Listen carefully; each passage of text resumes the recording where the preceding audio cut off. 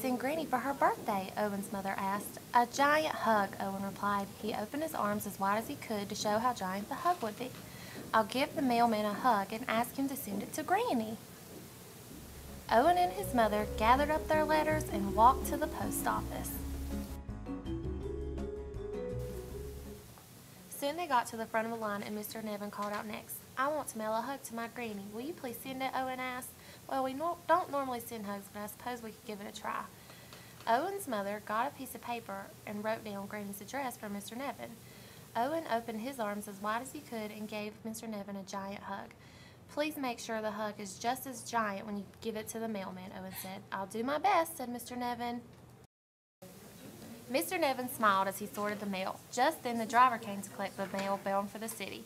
As the driver lifted the last heavy bag of mail, Mr. Nevin said, "Leroy, one more thing. Someone is sending a hug to his Granny. Here is the address and here is the hug." Mr. Nevin opened his arms wide and gave Leroy a giant hug. Leroy laughed and said, "Now that's a piece of mail you don't see too often." Leroy whistled on his way to the city. After unloading the mail, he checked the schedule to see who was driving the mail to the apple cart. It read James. Leroy found James in the break room eating his morning snack. "Hi, James. I know this seems a little odd, but a hug is being sent through the mail to someone's Granny. Here is our address."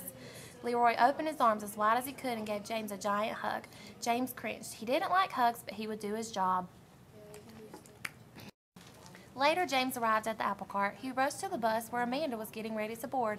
"Amanda, a kid is sending a hug through the mail. Here's the address, and well, here's the hug," James said with a grimace. James opened his arms wide and gave Amanda a giant hug. "Now isn't that a great way to start the day?" Amanda said.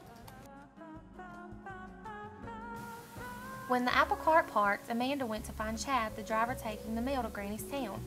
"Chad, a hug is being sent through the mail. Here is the address, and well, here's the hug," Amanda said as her face turned red. Amanda opened her arms wide as she could and gave Chad a giant hug.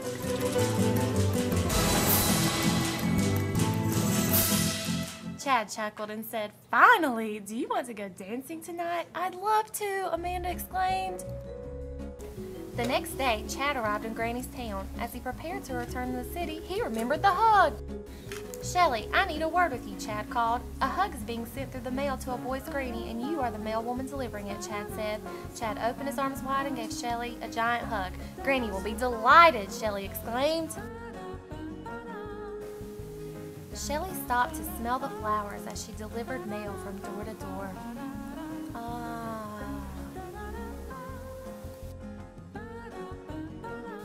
Shelly saw Granny gardening in the yard. "Mrs. Lewis, I have a special delivery for you," Shelly said.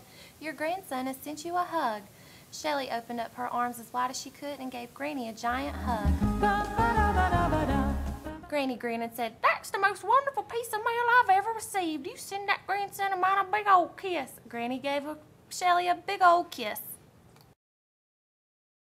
Owen waited day and day for Granny to mail him back. One great day came when a letter arrived. And so did his kiss.